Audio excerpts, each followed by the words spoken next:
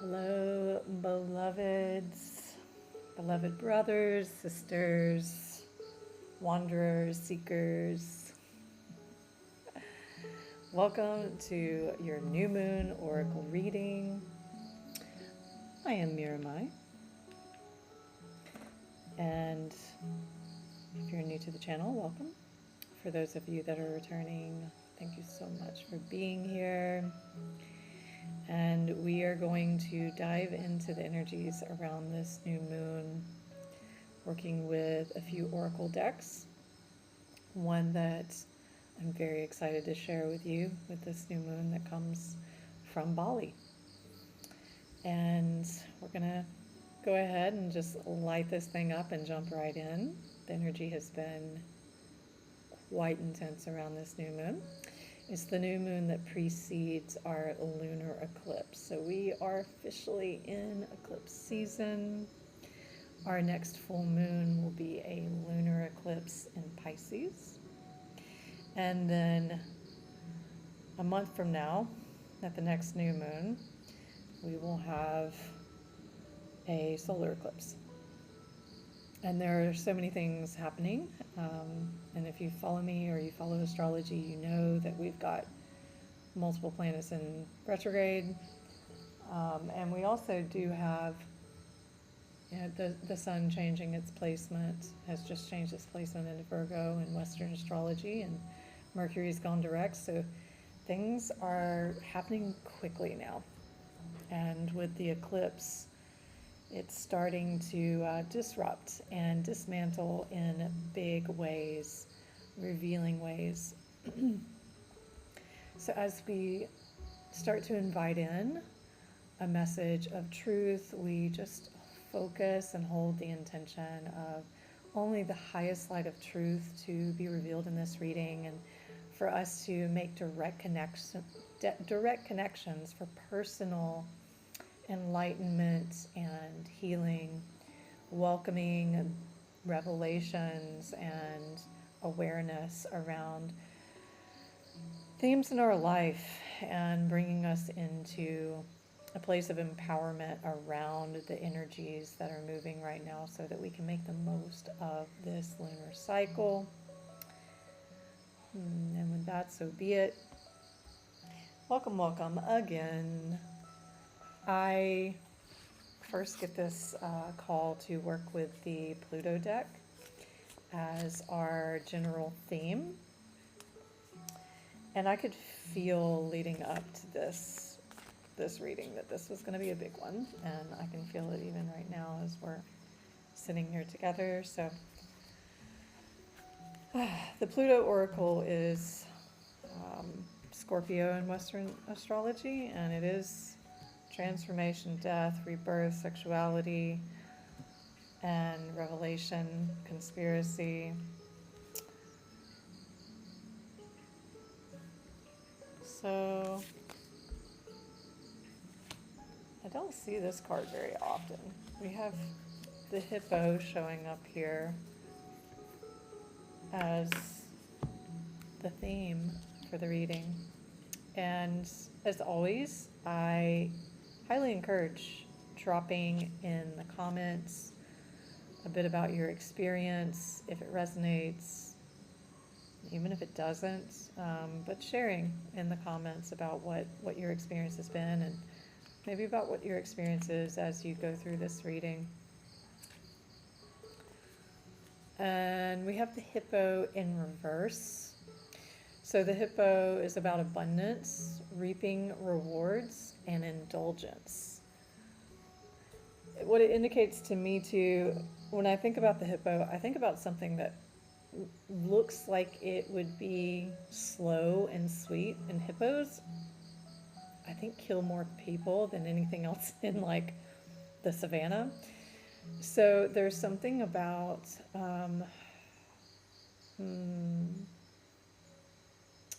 not misrepresentation necessarily, but being very careful about not underestimating the power of something. We'll know more as we pull some more cards here, but not underestimating.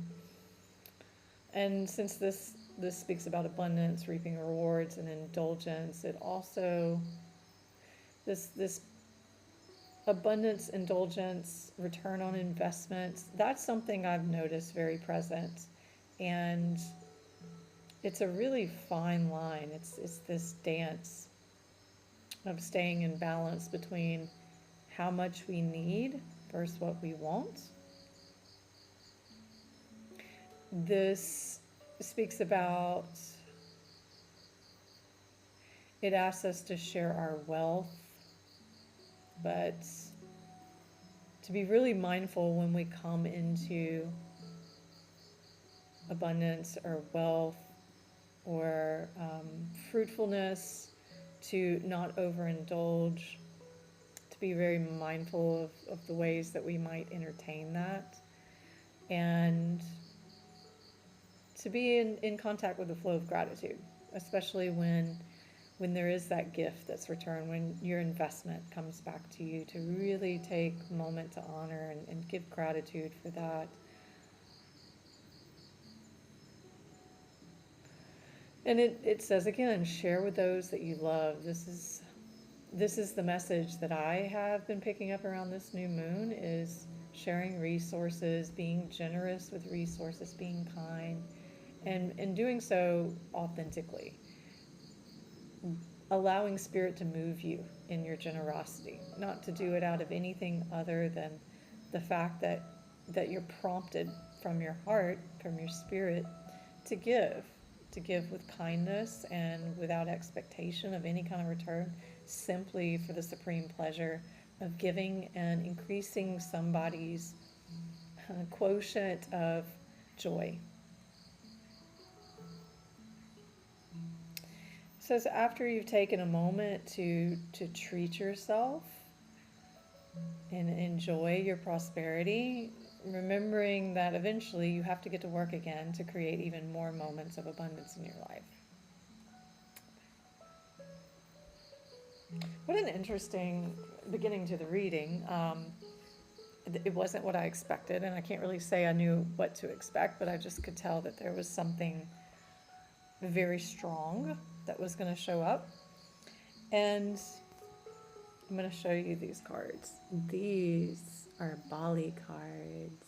I'm very happy with them. And we have the card of creativity. Creativity and abundance go hand in hand.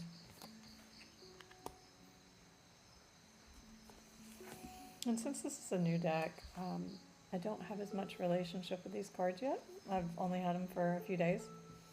But we also have the number 3 associated here with creativity.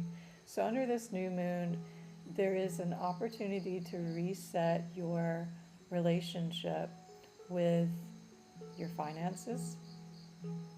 It seems very financial in nature. This is something about resetting your timeline with finances and coming up with creative solutions to some of the dilemmas that you have had around financial security.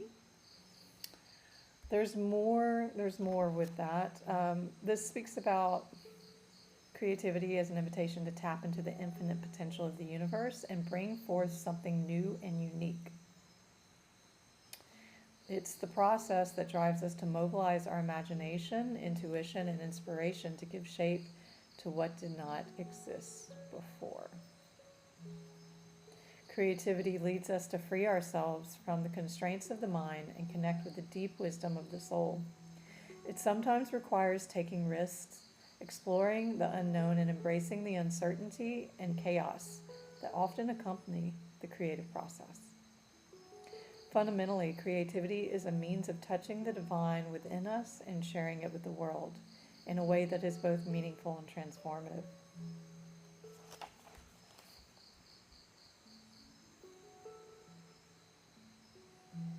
This speaks more about being touched by the way that we can offer love through our creations,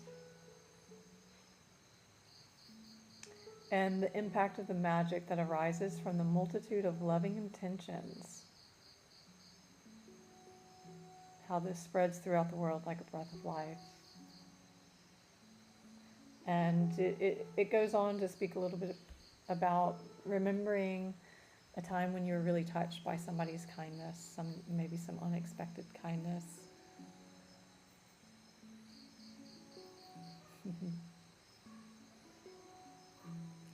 Creativity is a responsibility that requires allowing the divine within us to express itself or welcoming inspiration to flow through us, which in a divine breeze ignites the creative impulse within the artist. It is often found within the souls that have succeeded to transmute their sensitivity into creative power. This card alludes to your creative gifts that yearn to be fully expressed. Like an inexhaustible source, your creativity is a divine gift that calls for a life that is aligned with its clarity. This card may suggest that you open up a space for creativity in your life or free yourself from the stifling limits that prevent your potential from blossoming. I have also picked up on this as a guidepost in this last lunar cycle that we hold a responsibility to become even more conscious with our creative will and to start actively, daily being in a practice of manifesting this new world. That right now this is a really important juncture in which it's necessary that we discipline and deliver new forms, new actual new territory within the human brain, new territory within the world for us to explore as a community, to explore within ourselves, and to guide us back home. That's what I hear. What we have that's opposing that's probably going to be more illuminated under the eclipse. We have the Devil card. And, the Devil is really about the opposition that generates strength and character. So with our Devil card, I'm going to read what it says in this deck because this is a Pluto deck and it may have a little bit of a different meaning. It may provide some more dimension to that. And I do feel like we're going to be filling out a lot more in this reading. It feels simple but complex. Addiction, abuse, aggression, control. So if we have this potential for great wealth and abundance, and yet we're being told to not be deceived by the inherent power of the hippo as the archetype here, to not be deceived by how much power we have with maybe the wealth, the abundance that we already have. Likewise, it can also, when we're not in that space where we're actively invoking God's request, the universe request, we're not opening and going, okay, I don't know what to do with my time, money, or space. What do you, Spirit, higher self, what do you wish to create through me with these resources? That feels like a really, really key part of developing the new territory. The new territory of our lives that will very quickly manifest into physical reality. So we have to be careful of the codependency, the addiction, the abuse, anything else. It says that this card is a poke at guilt and shame. If there may be behaviors that linked with that tend to pull you into, what's the saying? Like idle hands. I don't know how the whole saying is, but I think it's idle hands is devil's play. Something that's not right, but maybe you know what I'm talking about. Power and control aren't always a bad thing. As humans, we often seek these things out after our power and control has been taken from us. In essence, much of the occult path surrounds regaining empowerment and control of our impulses, unhealthy behaviors to evolve and grow into better, healthier, more capable people. So you might be having some of this come up to meet that. It might be what's opposing the outcome of that wealth and abundance. It's like there's a requirement with this new moon to actively create the inner altar and the invocation of being used as a channel for supreme intelligence to create through you, and to utilize the resources that you've been given, because they actually are not yours to begin with. Recognizing that in your prayer may empower that connection and that intention. But then also knowing that other resources and abundance in your life will also flourish from that, from saying, this isn't mine anyway. How can I use it to glorify? How can I use it to turn people's attention to their joy, their creative power, and their sovereignty? Being aware of your shadow behaviors and thought patterns that trigger maybe some of those underlying shame, guilt, fear, that oppose the frequency of abundance. That's where the curriculum is going to be pointed. So this isn't something to beat yourself up over as it comes up. It's designed to show up so you consciously go, oh yeah, this is supposed to be here, so I can start developing more discipline.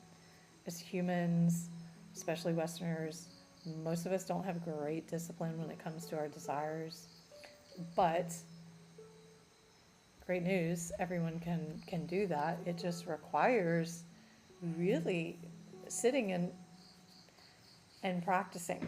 Being uncomfortable in other ways is a good way to strengthen your capacity to handle the desires of the flesh, which are, often the strongest. So when we do exercise, resistance training, meditation, yoga, ice baths,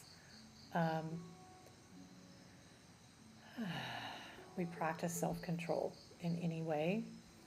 When we choose to actively do that on a daily basis, it really makes every opposition that you meet so much easier. And when it comes to discipline like fasting, you come up on the really strong urges in the body and the response in the mind, or the thoughts in the mind and the urges in the body. And I think that I've heard that it's about, if you can wait for, maybe it's 7 minutes, 9 minutes. If you can wait for 9 minutes, that it'll pass. So if you can put on your clock for 9 minutes, if you're having, like, maybe you really want to call this person, or you want to eat the cake, or you want to make the purchase, or you want to go into some kind of self-abuse behavior, just put it on your clock, put 9 minutes, and let yourself shift your thought pattern after that. Put it on, don't just sit there and stare at it, but put a timer on, and then do anything else. Clean, cook, read, push-ups, breathing, call somebody, do anything you can to distract yourself and make it past that, because your physiology will kick in. And I find that that's such a liberation to have that. This is where knowledge becomes wisdom, right? Is when we know that, then we're like, well, yeah, okay, so why don't I just apply this methodology or certain tools if I know that this is going to create an outcome that I desire? Yeah. And if you haven't read the most recent Substack that I posted last night, now it's becoming clear why some of the pieces of what was coming through in there was coming through. And what we have is a completion cycle. If we're able to break this on this new moon, and mind you, when I say on the new moon, I mean during this cycle. This can start today, and it may not finish until the end of this whole lunar cycle a month from now. But it has to start today. The other thing is that you need to keep seeding that, and you need to align yourself with some of the support systems. Bring yourself into connection with other people who have the same spiritual devotion as you. It's great to have people in your life that you love and that show up on other levels and support you in other dimensions. But right now, you need those that can see you. You need those that are also navigating the spiritual warfare and overcoming it. People that you look up to, people that you appreciate, people you can talk to about these things. Because where two or more gather in His name, two or more gather with sacred intention, you will find the spirit of love. You'll find the spirit of God. You'll find the spirit of creation. I feel like this deserves a couple more cards. And active listening shows up. We have a 3 and a 7 in this deck. We have Ganesha there in the background, the elephant. The active listening.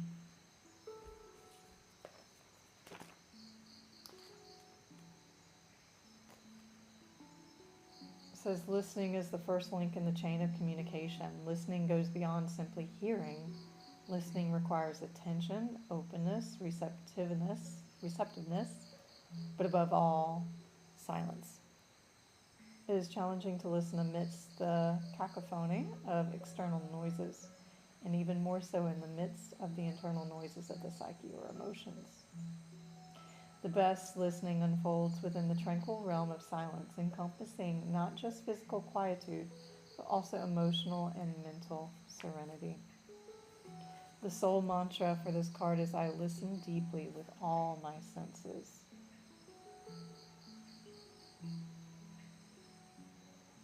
It calls for this to be one of the virtues to work with.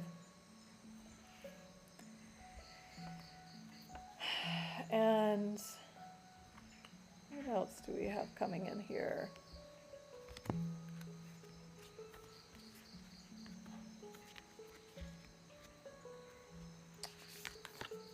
We have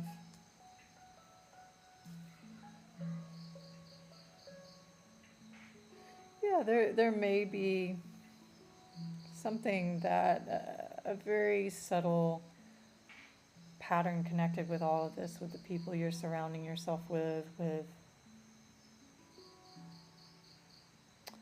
the behavioral patterns that are linked with addiction or self-abuse, codependency, with turning your authentic self down, turning your light down with maybe people pleasing and just not allowing yourself to be fully seen. And when we do that, it dims the spark of creativity. Creativity is wild in its nature, and when we allow that to operate unencumbered by our fear of how we look or what people will think of us, our fear of judgment, then we tap into that inner childness of imagination that is generated from infinite potential. It's the generation of conception. Conception is like this spark that occurs instantaneously, and it's profound, and it holds all of the coding to then create the genetic makeup of eventually a whole being, human or creature.